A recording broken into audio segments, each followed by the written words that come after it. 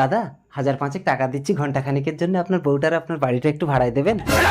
এই কি বললি তুই? আমার মা মরা মেয়েটাকে আজ বড়লোক পাত্রপক্ষ দেখতে আসবে, তাই আপনার বউটাকে আমার বউ সাজতে হবে আর আপনার বাড়িটাকে দেখাতে হবে। ও আচ্ছা, তো নুন আনতে পান্তা পরে তুই 5000 টাকা দিবি কোথা থেকে? সর্বনাশী, দেখ তোমার ও মাগো, পাত্র চলে এসেছে।